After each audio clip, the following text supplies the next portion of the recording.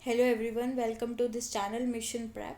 So this is second part of the living world. We will be completing this chapter in 3 parts. So this is second part. Topics to be covered: what is living and questions. See, question series I will be bringing after third part, जहाँ हम nearly 200 questions cover कर लेंगे इस chapter के, तो वहाँ पर ही इसी पार्ट के क्वेश्चंस भी कवर हो जाएंगे. तो स्टार्टिंग विद दिस चैप्टर दिया गया है एनसीईआरटी में with a beautiful line that this world is very beautiful. We know that there are so many varieties that are found in India itself and in world there are so many varieties. अगर हम mango की बात करें, India में there are 1000 varieties. अगर हम rice की बात करें, there are more than 1 lakh varieties of rice in India, जिसमें से basmati rice which is most commercially used variety of rice, जिसमें 27 varieties डॉक्यूमेंटेड है बासमती के ही. सो अगर हम और बात करें, बीटल्स की कितनी सारी वेराइटीज़ है, फिशेस की कितनी सारी वेराइटीज़ है, और हमें पता है कि फ्लावर्स कितने टाइप के फ्लावर्स हम देखते हैं, and it's colours, it's fragrance is unique. Even so many organisms are attracted by the fragrance and the nectar that it provides. Elephants, bees, bats, snails, reptiles, monkeys, insects. There are so many animals that help and flower to get pollinated. तो ये world बहुत beautiful है. After this हम आगे बात करेंगे कि features of living organisms क्या हैं. पूरा पार्ट यही इस पे ही डिस्कशन होगा कि यहाँ पर 9 पॉइंट्स दिए गए हैं एंड इन्हीं पर ही हम डिटेल से बात करेंगे. सो फीचर्स ऑफ लिविंग ऑर्गेनिज्म कैसे हम पता लगाएंगे कि ये ऑर्गेनिज्म लिविंग है या नहीं है. तो वो रिप्रोडक्शन और ग्रोथ दोनों शो होने चाहिए. सेंस करना चाहिए इन्वायरमेंट को, और इन्वायरमेंट को सेंस करके एक सुटेबल रिस्पॉन्स भी शो करना चाहिए. मेटाबॉलिज्म मतलब रिएक्शंस. बहुत सारी रिएक्शंस कैरी होती हैं एक ऑर्गेनिज्म के अंदर, तो वो मेटाबॉलिज्म भी शो होना चाहिए. Self replicate and self organise. हमें पता है हमारी बॉडी में आरएनए एंड डीएनए के मेकअप से ही हमारी जेनेटिक मेकअप बनता है. तो वो किससे है? आरएनए एंड डीएनए से. तो उसे सेल्फ रेप्लिकेट भी करना ज़रूरी है, और अपने आप को ऑर्गेनाइज करने के लिए, खुद से ऑर्गेनाइज करने के लिए भी बहुत इम्पोर्टेंट, जो कि एक लिविंग ऑर्गेनिज्म के अंदर ही होता है. Interaction and emergence. देखिए, हमें पता है biomolecules, different type of macromolecules. Biomolecules के अंदर भी मैक्रोमोलिक्यूल्स से सेल्स बनते हैं, एंड सेल्स से टिश्यू बनता है, टिश्यू से ऑर्गन बनता है, ऑर्गन से ऑर्गन सिस्टम बनता है, एंड ऑर्गन सिस्टम से एक ऑर्गेनिज्म बनता है, एक ऑर्गेनिज्म फॉर्म होता है. तो मैक्रोमोलिक्यूल्स के इंटरेक्शन से, मैक्रोमोलिक्यूल्स किससे बने? माइक्रोमोलिक्यूल्स से. ठीक है. So this is a whole process कि माइक्रोमोलिक्यूल्स इंटरेक्ट करके मैक्रोमोलिक्यूल्स का इमर्जेंस करेंगे, and this macromolecules will interact and will form cells का इमर्जेंस होगा. Cells will interact to form tissue का इमर्जेंस होगा, and tissues will interact to form organ. तो organ से ऑर्गन सिस्टम बनेगा, एंड ऑर्गन सिस्टम के interaction से organism का मतलब एक इंडिविजुअल का एमर्जेंस होगा. तो this interaction and emergence property भी शो करनी चाहिए. ये फिगर जो हम देख पा रहे हैं, ये बताना चाह रहा है कि हमने एक टच मी नॉट प्लांट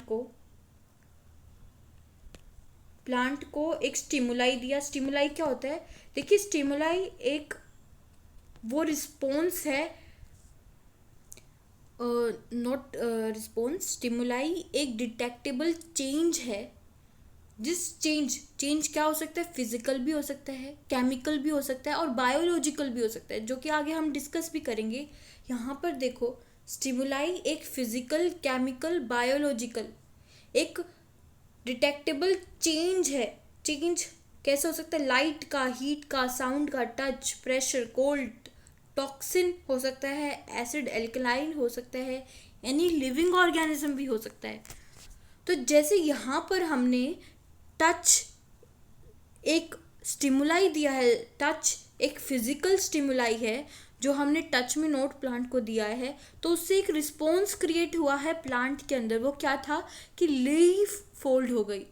तो लीफ फोल्ड होना मतलब कि कॉन्शियसनेस है उस प्लांट के अंदर, कॉन्शियसनेस प्रेजेंट है, that means that plant is a living organism. तो यही हम फाइंड करते हैं कि क्या एक ऑर्गेनिज्म लिविंग है या नहीं है, वो हम डिफरेंट पैरामीटर्स को देख के बताते हैं। And these parameters are nearly 9 points जहाँ ये बताया गया है। ठीक है, so this was overview. Now let's start in more detail. तो हम पहले जानते हैं कि what is defining and what is non defining feature. Defining feature मतलब कि ये अनएक्सेप्शनली सारे ऑर्गेनिजम्स में मिलेगा, बैक्टीरिया से लेकर एक कॉम्प्लेक्स ऑर्गेनिज्म तक, बी इट ह्यूमन बींग, हर एक ऑर्गेनिज्म के अंदर मिलेगा। ये एक नॉन लिविंग ऑब्जेक्ट्स के अंदर बिल्कुल भी नहीं मिलने वाला। तो इसलिए हम बोलेंगे कि ये एक डिफाइनिंग फीचर है। मेटाबॉलिज्म, मेटाबॉलिज्म मतलब sum of all reactions taking place in organism. तो ऑर्गेनिज्म के अंदर जितनी भी रिएक्शंस हो रही हैं, be it respiration, be carrying out different activities, हम अपना हैंड मूव कर रहे हैं, कोई चल रहा है, कोई बोल रहा है, कुछ सुन रहा है, तो जितनी भी रिएक्शंस हो रही हैं उन सभी रिएक्शंस की वजह से एक ऑर्गेनिज्म लिविंग कहलाता है। कॉन्शियसनेस, कॉन्शियसनेस अभी हमने बात करी थी टच मी नॉट प्लांट की, जहाँ उसने सेंस किया इन्वायरमेंट को with change of a stimuli. Touch एक स्टिमुलाई था, प्लांट ने अपने लीव्स को फोल्ड कर लिया, ये एक रिस्पॉन्स शो हुआ। तो मतलब प्लांट कॉन्शियस है एंड कॉन्शियसनेस है, प्रेजेंट है, दैट मीन्स वो एक डिफाइनिंग फीचर है एक लिविंग ऑर्गेनिज्म का। बट नॉन लिविंग फीचर मतलब कि नॉन डिफाइनिंग फीचर मतलब कि वो लिविंग ऑर्गेनिज्म में तो होगा बट कुछ एक्सेप्शंस हैं, जैसे ग्रोथ, रिप्रोडक्शन।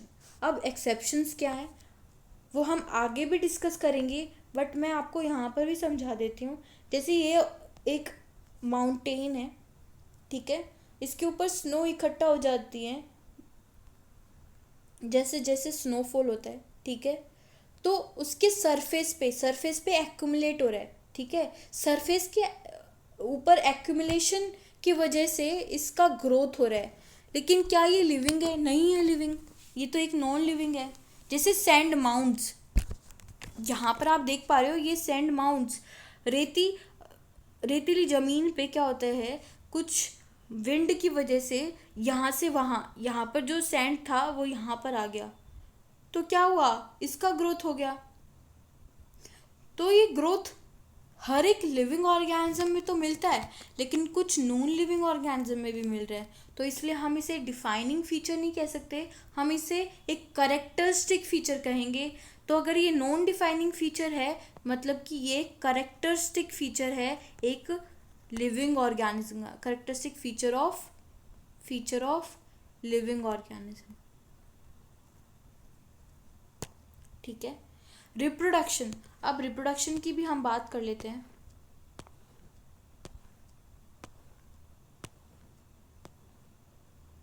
देखिए यहाँ पर देखिए कि रिप्रोडक्शन को भी हम कैरेक्टरिस्टिक फीचर बोलते हैं लिविंग ऑर्गेनिज्म का। क्यों? क्योंकि म्यूल्स, देख पा रहे हो आप, ये लोड कैरी करने के लिए काम आता है। तो क्या हो रहा है, म्यूल अपने ऑफस्प्रिंग्स प्रोड्यूस नहीं कर सकता क्योंकि ये स्टेराइल है। जैसे स्टेराइल वर्कर बीज, ये फीमेल है, स्टेराइल फीमेल है,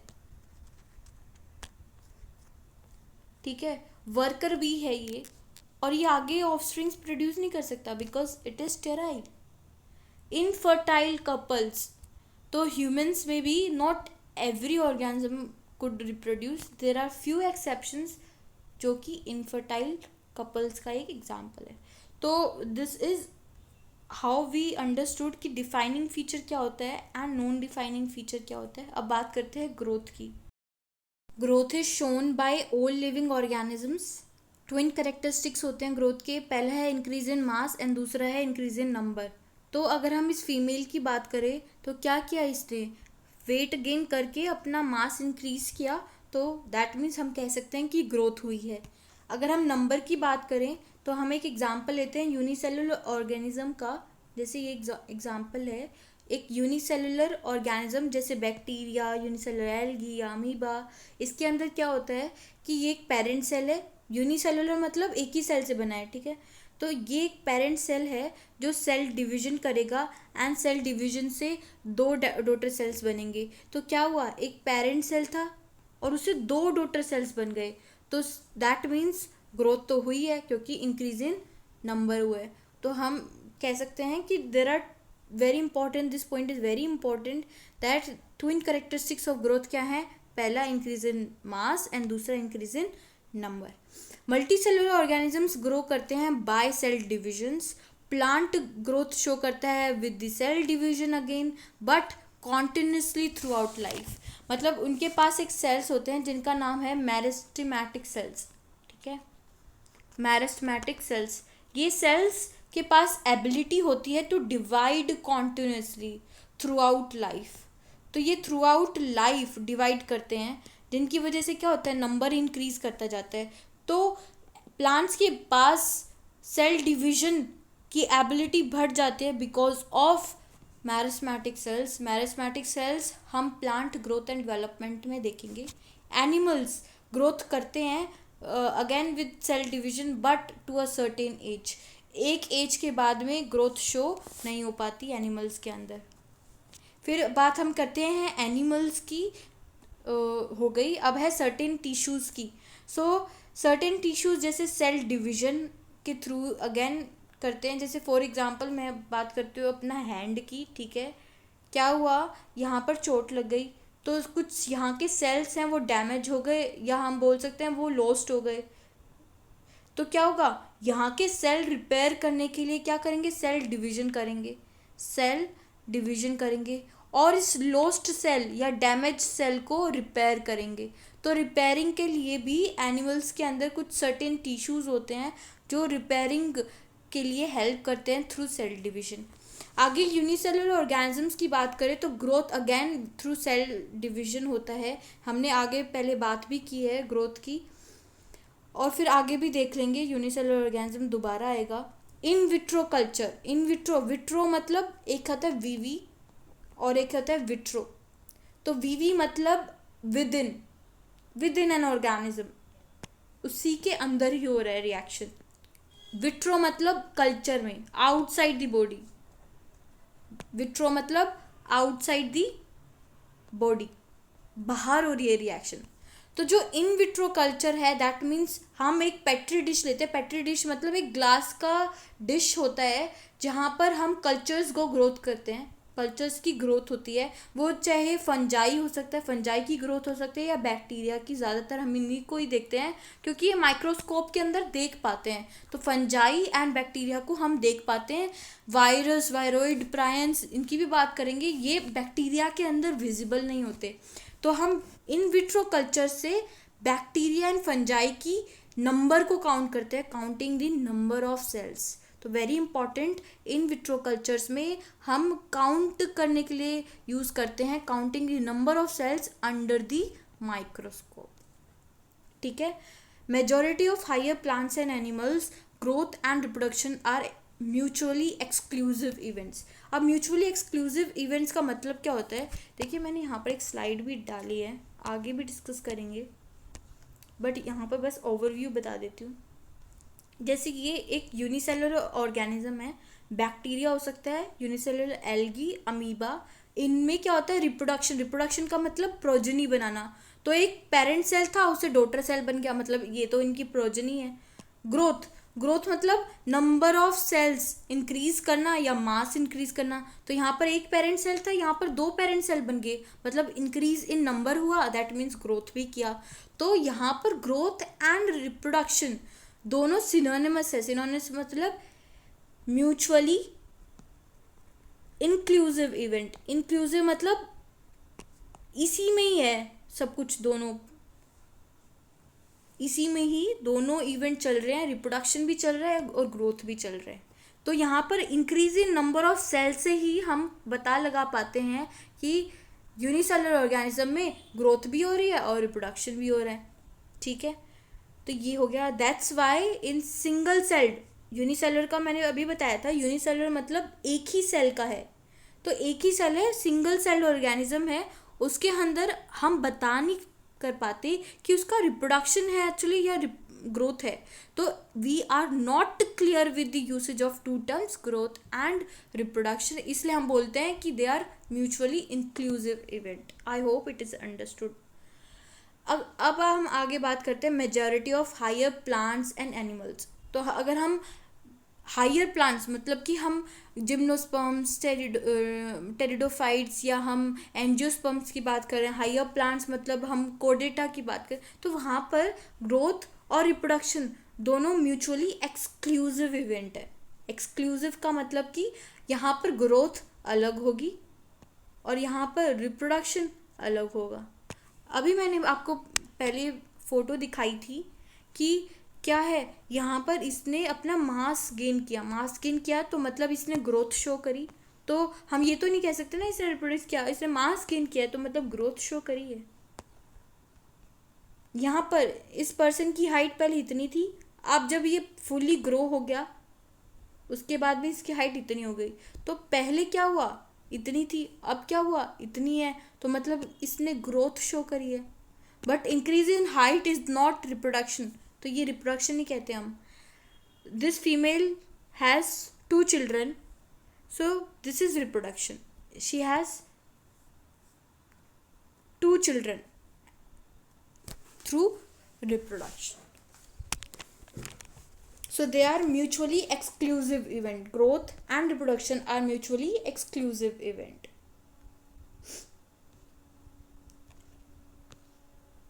आगे बात करते हैं why growth as characteristic feature of living organism. मतलब हम ग्रोथ को करेक्टरिस्टिक फीचर बोल रहे हैं बट डिफाइनिंग फीचर नहीं बोल रहे। ये हमने पहले भी डिस्कस किया है कि ग्रोथ हर एक लिविंग ऑर्गेनिज्म के अंदर देखने को मिलेगा, बट कुछ नॉन लिविंग ऑर्गेनिज्म भी ग्रोथ करते हैं by accumulation of material over its surface. इसके सरफेस पे एक्युमुलेशन होता है कुछ मटेरियल्स का, बीट स्नोफॉल और be it sand, any material which is deposited on its surface leads to growth. तो कुछ नॉन लिविंग ऑर्गेनिज्म है जैसे mountain, boulders and sand mounts. इसको कैसे याद कर सकते हो, MBS, इसको याद कर सकते हैं हम MBS।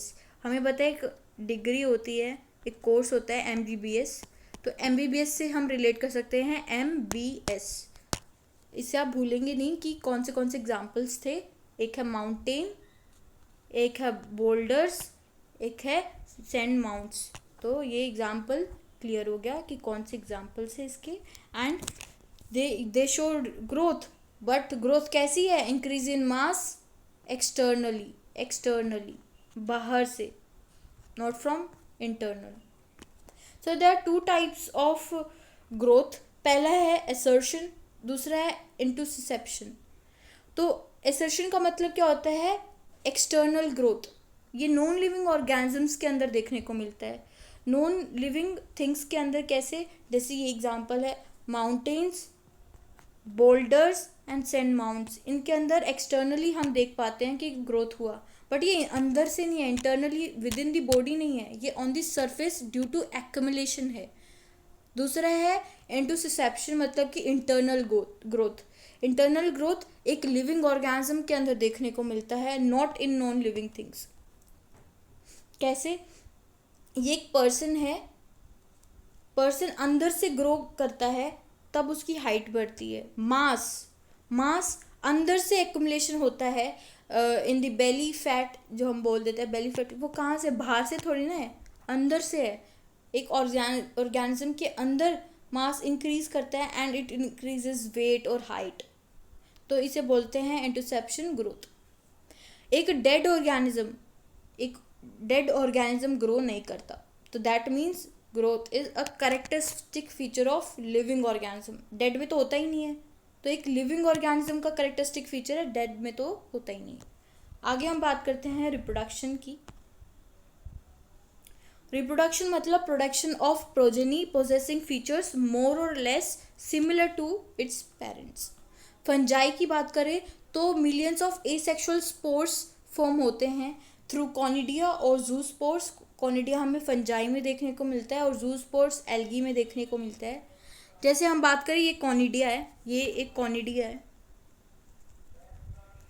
इसमें ये जो डंडी है जिसे स्टॉक बोलते हैं, जिसे बोलते हैं कॉनिडियोफोर, PHORE, कॉनिडियोफोर। तो ये कॉनिडियोफोर पे कुछ कॉनिडिया बनते हैं एक्सटर्नली, जिसे हम बोलते हैं एक्सोस्पोर्स। ये कहाँ पर पढ़ेंगे हम, ये हम आगे पढ़ने वाले हैं, डोंट वरी अगर आपको अभी नहीं बताइए। तो ये कॉनिडियोस्पोर्स हैं, आप देख पा रहे हो, ये छोटे छोटे कॉनिडिया हैं जिस पे स्टॉक पे इसे बोलते हैं कॉनिडियोफोर। और ये जब बर्स्ट होते हैं तो ये फैल जाते हैं, इसके स्पोर्स डिस्पर्स हो जाते हैं। तो ये एक एसेक्सुअल रिप्रोडक्शन है थ्रू स्पोर्स, जिसे कॉनिडिया में देखने को मिलता है। ये फंजाई है, ठीक है, फंजाई के अंदर देखने को मिलता है। जूस्पोर्स में क्या होता है, ये एक अंदर होते हैं फ्लैजिलेटेड, ठीक है, और ये बाहर निकल जाते हैं। ये एंडोस्पोर्स हैं, मतलब अंदर बनते हैं ये स्पोर्स और ये बाहर डिस्पर्स कर जाते हैं। And this again is a reproduction जो एल्गी में देखने को मिलता है। आगे हम बात करते हैं लोअर ऑर्गेनिजम्स के अंदर ईस्ट एंड हाइड्रा, जिसमें बर्डिंग देखने को मिलती है। जैसे ये हाइड्रा है, ठीक है, ये एक हाइड्रा है। हाइड्रा में क्या है कि यहाँ पर आप देख पा रहे होगे, आई विल जूम, ये एक छोटा हाइड्रा है, ये एक पेरेंट हाइड्रा है। तो इस पेरेंट हाइड्रा पे ये स्मॉल न्यू हाइड्रा फॉर्म हो रहा है थ्रू बर्डिंग। तो ये बर्डिंग शो करता है टू फॉर्म मोर प्रोजेनी। ये लोअर ऑर्गेनिजम्स के अंदर ही देखने को मिलता है। जैसे ये देखो, ये है ईस्ट, ईस्ट के अंदर क्या होता है, ये ईस्ट है, ठीक है। ईस्ट के अंदर क्या हुआ, यहाँ पर एक न्यू, ये देख पा रही हो छोटे से, ये क्या है, एक ये है न्यू ईस्ट। कैसे बने ये, अगेन बर्डिंग से, ठीक है। तो फंजाई में हमें एसेक्सुअल स्पोर्स कॉनिडिया और एल्गी में जूस्पोर्स के थ्रू देखने को मिलते हैं, और lower organisms east and hydra के अंदर बर्डिंग देखने को मिलता है। ये आगे बात करते हैं हम प्लेनेरिया की। प्लेनेरिया फ्लैट वॉर्म्स में आता है, ठीक है। प्लेटीहेल्मिन्थिस इसका एक एग्जाम्पल प्लेनेरिया है। ये हम एनिमल किंगडम में देखेंगे कि एनिमल किंगडम में लिखा है कि planaria have high regenerative capability. Why? Because जो इसके फ्रेगमेंटेड पार्ट्स हैं, जैसे ये एक फ्रेगमेंटेड पार्ट है, ये दूसरा फ्रेगमेंटेड पार्ट है, ये रीजनरेट कर पाता है। कैसे? इसके पास ट्रू रीजनरेशन की एबिलिटी है। Very important, planaria have true regenerative capability, जहाँ पर ये इसके फ्रेगमेंटेड पार्ट, दो नए ऑर्गेनिजम्स, यहाँ पर दो फ्रेगमेंट थे तो यहाँ पर दो नए ऑर्गेनिज्म फॉर्म हो गए। तो प्लेनेरिया के अंदर ट्रू रीजनरेशन देखने को मिलता है, जहाँ fragmented organism regenerates the lost part of the body and becoming the new organism. तो आप देख पा रहे हो, जैसे जैसे डेज बढ़ते हैं वैसे वैसे उसकी ऑर्गेनिज्म रीजनरेटिंग कैपेसिटी बढ़ती जाती है and it form a new organism. आगे हम बात करते हैं जो कि हम हर बार कंफ्यूज हो जाते हैं कि fragmentation, regeneration and true regeneration में डिफरेंस क्या है। तो देखिए, फ्रेगमेंटेशन का मतलब होता है एक पेरेंट ऑर्गेनिज्म था, मान लीजिए ये था, ठीक है, इसके फ्रेगमेंट्स हो गए, किसी भी कारण से इसके फ्रेगमेंट्स हो गए, तो हर एक फ्रेगमेंट, मान लीजिए 3 फ्रेगमेंट हो गए, 1, 2 एंड 3, तो तीनों फ्रेगमेंट एक नया ऑर्गेनिज्म बना देंगे जो कि आइडेंटिकल होगा अपने पेरेंट ऑर्गेनिज्म से। For example fungi, spongin, spongin क्यों लिखा है, very important, spongin example animal kingdom वाले चैप्टर में दिया गया है, मैंने यहीं पर ही लिख दिया क्योंकि यहाँ पर लिख दिया तो आपको याद रहेगा कि फ्रेगमेंटेशन स्पॉन्जिस में देखने को मिलता है, ये एनिमल किंगडम चैप्टर में लिखा गया है। अब हम बात करते हैं रीजनरेशन। तो रीजनरेशन किस में देखने को मिलता है, लिजार्ड एंड स्टारफिश में। आप देख पा रहे हो लिजार्ड के पास अपनी खुद की टेल थी, बट क्या हुआ, ड्यू टू फियर, क्या करता है, ड्यू टू फियर या कुछ डिस्ट्रक्टिव सिचुएशंस अगर आ जाएं तो वो अपनी टेल को लूज कर देता है, अपनी टेल को कट कर देता है और उसकी टेल अलग कर लेता है। तो ये एक लिजार्ड है जिसने अपनी टेल को लूज कर दिया था due to various unfavourable situation, और अब वो अपनी टेल को रीजनरेट कर पा रहा है, देख पा रहे हो आप, ठीक है। स्टारफिश भी वही करता है, उसकी अपनी ये इनको कट कर लेता है, अगर कोई डैमेजिंग या अनफेवरेबल सिचुएशन आ जाए तो अपनी इन पार्ट्स को कट कर लेता है एंड बाद में ये रीजनरेट कर पाते हैं, ठीक है। तो इसका एग्जाम्पल है लिजार्ड एंड स्टारफिश, जहाँ पर एक पेरेंट ऑर्गेनिज्म रिपेयरिंग या रीग्रोइंग, रिपेयर करने के लिए या रीग्रो करने के लिए अपने लॉस्ट या डैमेज पार्ट को बाद में रीगेन करने के लिए रीजनरेशन का सहारा लेते हैं। बट ट्रू रीजनरेशन क्या होता है, हमने अभी बात करी थी ट्रू रीजनरेशन की, प्लेनेरिया के अंदर यहाँ पर हमने डिस्कस किया था, ये भी रीजनरेशन है, यहाँ पर भी अपने लॉस्ट पार्ट को ही रीजनरेट कर पा रहा है, बट यहाँ पर ये अपना नया ऑर्गेनिज्म बना पा रहा है। तो ये ऑर्गेनिज्म बनाने की एबिलिटी, जहाँ पर अपने लॉस्ट पार्ट से एक नया ही ऑर्गेनिज्म बन गया, इस पोटेंशियल को हम बोलते हैं ट्रू रीजनरेशन। तो आप कंफ्यूज मत होना, फ्रेगमेंटेशन और ट्रू रीजनरेशन में दोनों ही अलग अलग चीज़ हैं। यहाँ पर वो अपनी आइडेंटिकल, जैसे उसका पेरेंट था आइडेंटिकल ही फॉर्म होगा उसके डॉटर में भी, और ये अपने फ्रेगमेंटेड पार्ट, ये अपने आप से भी फ्रेगमेंट हो जाता है क्योंकि ये इसकी एबिलिटी है, ये एसेक्सुअल मेथड है, ये भी एक एसेक्सुअल मेथड है, बट दोनों की रिस्पॉन्स या दोनों का तरीका अलग अलग है। ये रिपेयरिंग में हेल्प करता है, रीग्रोइंग में हेल्प करता है, ये अपनी एबिलिटी है एसेक्सुअल रिप्रोडक्शन करने की। ये sponges, fungi, filamentous algae and protonema of mosses example बहुत इंपॉर्टेंट है, very very important, need to be learned. And ये लिजार्ड एंड स्टारफिश में देखने को मिलता है, एंड ये इसका एग्जाम्पल है प्लेनेरिया, जो कि हमने पहले ही डिस्कस कर लिया, ठीक है। आगे हम बात करते हैं fungi, filamentous algae and protonema of Moses. यहाँ पर हमने बात करी थी fungi, filamentous algae, प्रोटीनिमा of Moses and spongin. तो इनकी हम डिटेल से बात करते हैं कि इसमें फ्रेगमेंटेशन कैसे होता है। हम डायग्राम के थ्रू समझने की कोशिश करते हैं। फंजाई का एग्जाम्पल है rhizopus, as you can see this diagram. यहाँ से मान लीजिए ये फ्रेगमेंट बन गया, तो वहाँ से 2 ऑर्गेनिजम्स बनने शुरू हो जाएंगे, ठीक है। This is fragmentation method. ये आप देख सकते हैं फिलामेंटस एल्गी का एग्जाम्पल, ये फिलामेंटस एल्गी है, ठीक है। ये फिलामेंटस एल्गी का एग्जाम्पल है स्पाइरोगायरा एंड यूलोथ्रिक्स। तो स्पाइरोगायरा एंड यूलोथ्रिक्स क्या करते हैं, यहाँ से मान लीजिए 2 पॉइंट से कट हो गए तो 3 फ्रेगमेंट बन गए, 1, 2 एंड 3। ये तीनों फ्रेगमेंट 3 नए ऑर्गेनिजम्स बना देंगे। तो ये है एग्जाम्पल फ्रेगमेंटेशन है।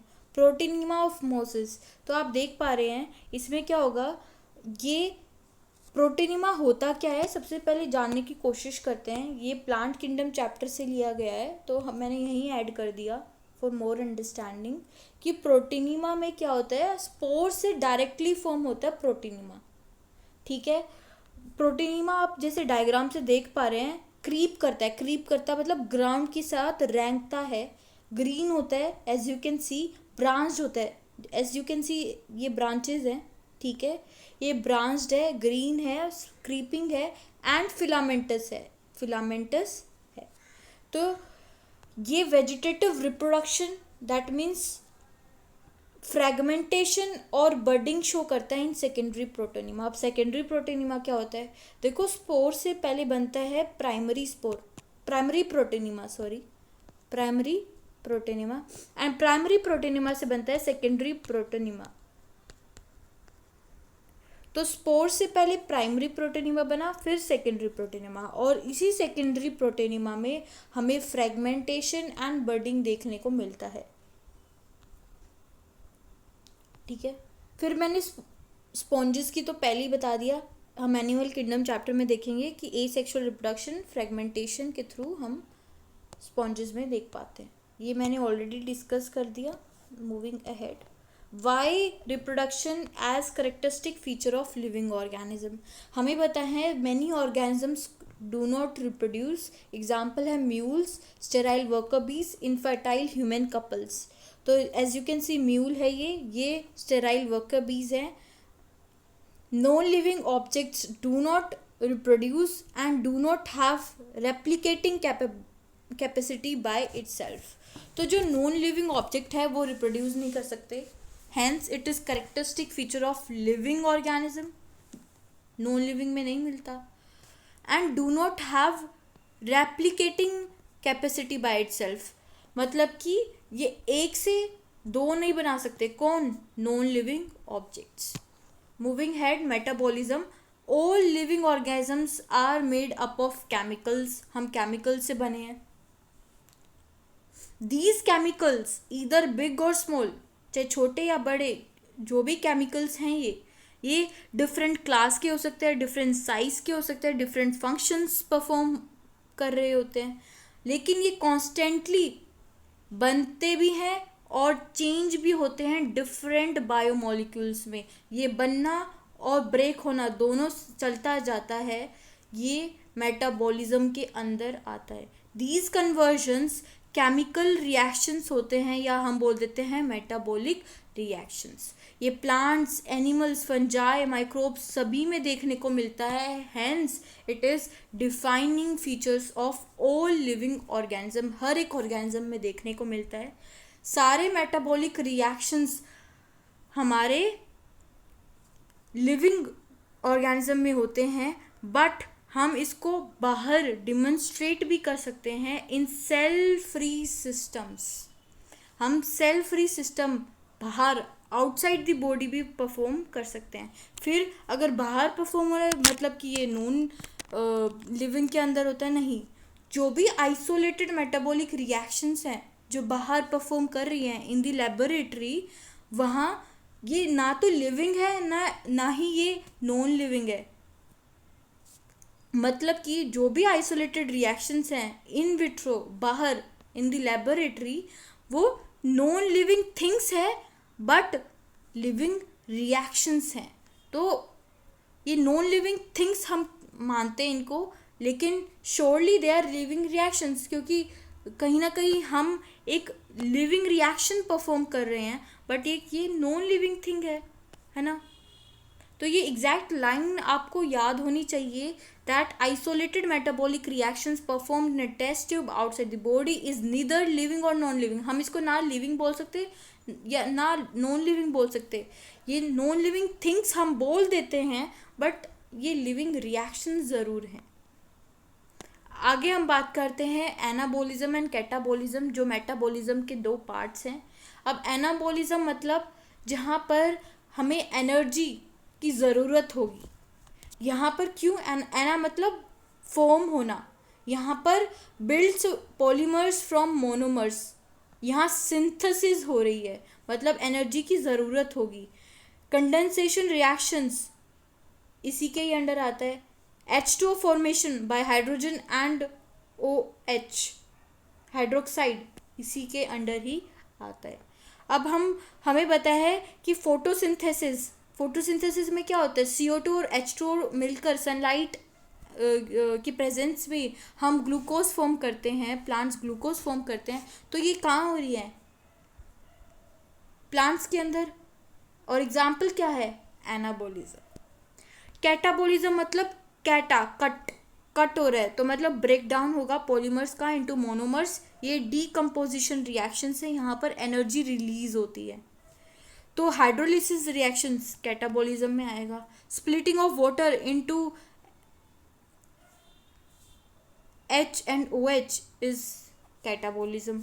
हमें पता है रेस्पिरेशन जहाँ पर ग्लूकोज ब्रेक होता है इनटू CO2 एंड H2O, वो भी कहाँ है, वो कैटाबोलिज्म है। वहाँ पर क्या होता है, एनर्जी रिलीज होती है जिससे हम वेरियस एक्टिविटीज़ परफॉर्म कर पाते हैं।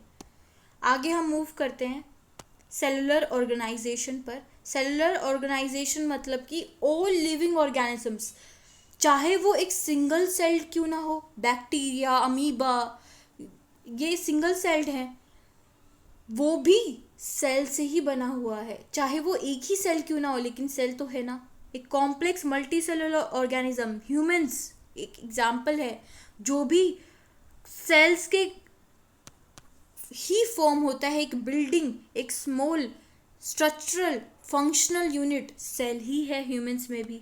तो हर एक organism, whether it is small single celled और it is large multicellular, it is made up of cells only।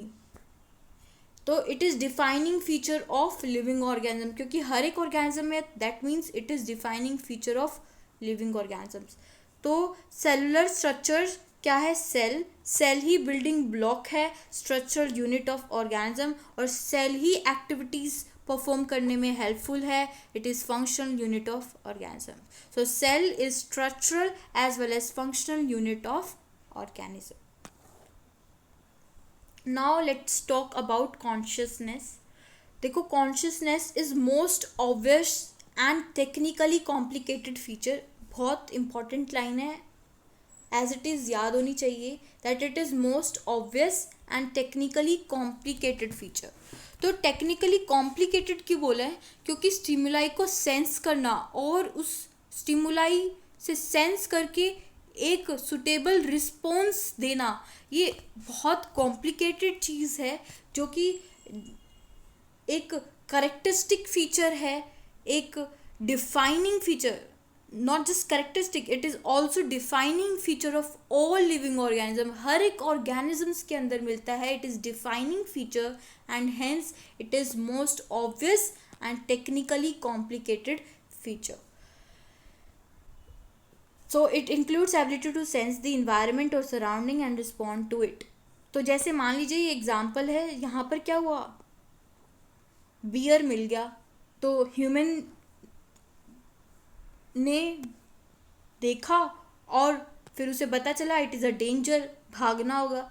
तो इंटरप्रिटेशन मतलब एनालाइज किया इस सिचुएशन को, और रिस्पॉन्स क्या हुआ, that the human start running, भागने लगता है टू प्रिवेंट इटसेल्फ। तो क्या हुआ, ये भी एक टेक्निक है to respond to the situation. Stimuli physical, chemical, biological कुछ भी हो सकता है। फिजिकल में क्या होता है, light, heat, sound, touch, pressure, cold. और केमिकल मतलब टॉक्सिन, एसिड, एल्कलाई। बायोलॉजिकल मतलब एनी ऑर्गेनिज्म, जैसे ये ऑर्गेनिज्म था और ये ऑर्गेनिज्म था, तो दोनों ऑर्गेनिज्म ही है, बट एक स्टिमुलाई है और दूसरा रिस्पॉन्स दे रहा है, राइट। आगे हम बात करते हैं कि all living organisms from prokaryotes to most complex eukaryotes. तो एक सिंपल प्रोकैरियोट से लेकर मोस्ट कॉम्प्लेक्स यूकैरियोट्स, हर कोई सेंस एंड रिस्पॉन्स देता है। जैसे ये डेजर्ट है, डेजर्ट के अंदर ये कैक्टस है, इसने सेंस किया।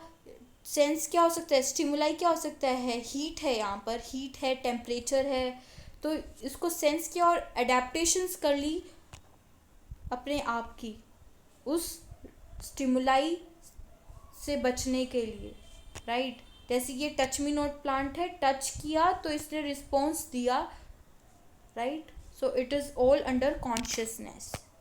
आगे हम बात करते हैं फोटो पीरियड की। फोटो पीरियड क्या होता है? सो फोटो पीरियड मतलब कि duration of light. Photoperiod का मतलब क्या होता है? Duration of light. तो हर एक organism, whether it is animal और whether it is plant, seasonal breeders जो होते हैं, सीजनल ब्रीडर्स मतलब कुछ सीजन्स में ही देखने को मिलते हैं। जैसे फ्रॉग आपने देखा होगा, रेनी सीजन्स में आपको ज़्यादा देखने को मिलते हैं, उसके अलावा आप बहुत कम देखते हैं। तो कुछ सीजन्स में ही सीजनल ब्रीडर्स देखने को मिलते हैं जहाँ पर वे रिप्रोडक्शन करते हैं by seeing the duration of light. तो ये दोनों प्लांट्स एंड एनिमल्स में देखने को मिलता है। जैसे फॉर एग्जांपल ये एक प्लांट है जो कि short day and long night है, मतलब कि इसको दिन छोटा चाहिए लेकिन रात बड़ी चाहिए टू शो फ्लावरिंग। तो क्या हुआ, जब रात ज़्यादा देखने को मिली तब इसने फ्लावरिंग दिया।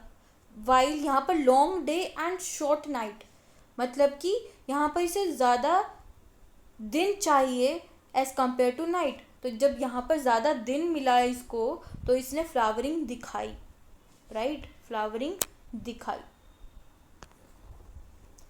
एनिमल्स में बात करें तो ये कुछ एग्जांपल्स दिए गए हैं जहाँ पर ये लॉन्ग डे ब्रीडर्स हैं और ये शॉर्ट डे ब्रीडर्स हैं। शिप एंड कैमल, ये क्या है, शॉर्ट डे।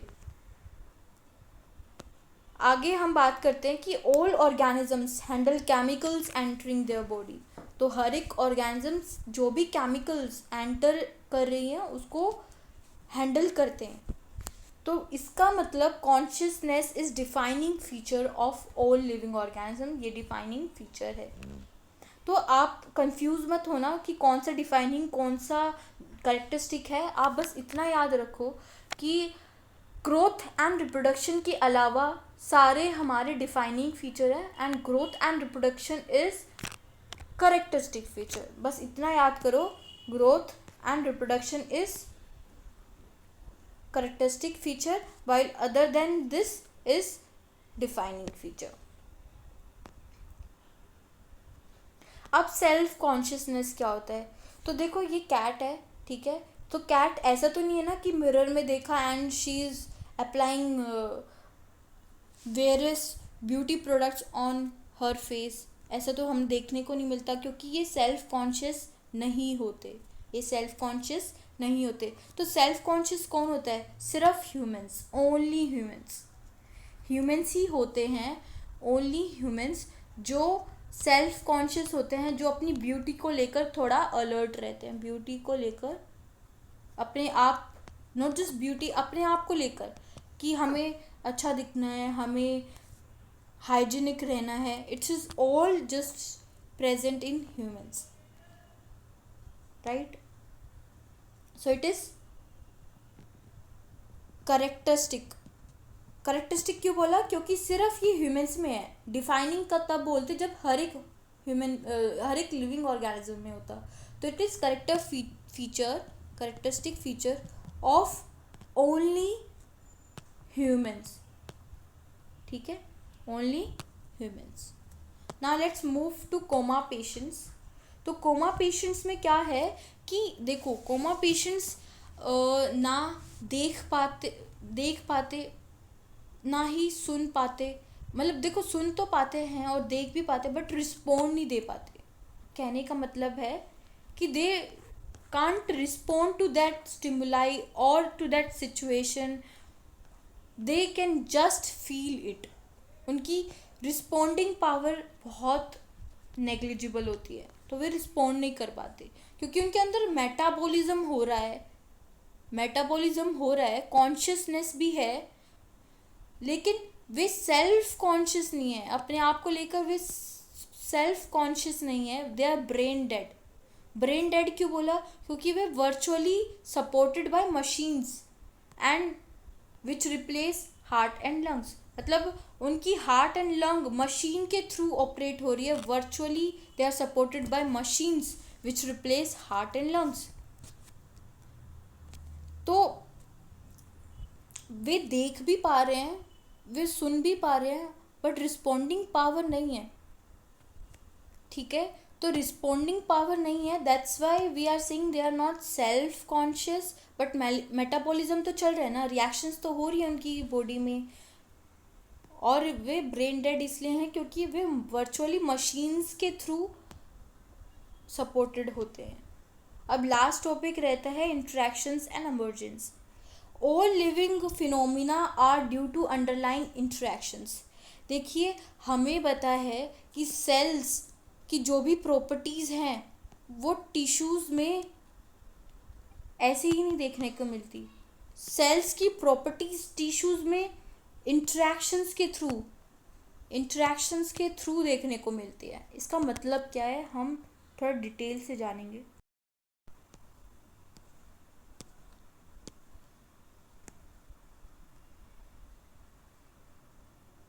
जैसे ये एग्जांपल लीजिए कि मसल्स की ये सेल्स हैं, ठीक है, तो ये कुछ मसल्स की सेल्स हैं, दे आर जस्ट सेल्स। ये कोऑर्डिनेट करेंगे क्योंकि सारे सेल्स एक साथ मिलके काम करेंगे और फिर ये मसल टिश्यू बनाएंगे, अपने कोऑर्डिनेटेड एफर्ट से साथ मिलके काम करेंगे, और इसी वजह से contraction and relaxation of muscles होगा। तो सेल्स के पास नहीं थी ये ability contraction and relaxation of muscle की, ये किसके पास थी? उनके कोऑर्डिनेटेड एफर्ट्स की वजह से, उनके कोऑर्डिनेटेड एफर्ट्स की वजह से, कोऑर्डिनेटेड एफर्ट्स की वजह से इनके पास ये एबिलिटी आई कि ये अपनी मसल सेल से मसल टिश्यू बनाए, एंड टिश्यू बनाने की वजह से contraction and relaxation of muscles हो पाया। तो यही यहाँ पर बताना चाह रहे हैं कि हर एक ऑर्गेनिज्म के पास ये एबिलिटी होती है इंट्रैक्शंस करने की, एंड इन्हीं इंट्रैक्शंस की वजह से लिविंग फिनोमिनास होता है। जैसे properties of tissues are not present in the constant cells के पास नहीं है ये property arises due to the result of interactions among the constant cells. तो टिश्यू की प्रॉपर्टी इंट्रैक्शंस ऑफ सेल्स की वजह से, इसके सेल्स की वजह से एक टिश्यू की प्रॉपर्टी डिफाइन होती है कि मान लीजिए हम डाइजेस्टिव सिस्टम का एग्जांपल ले,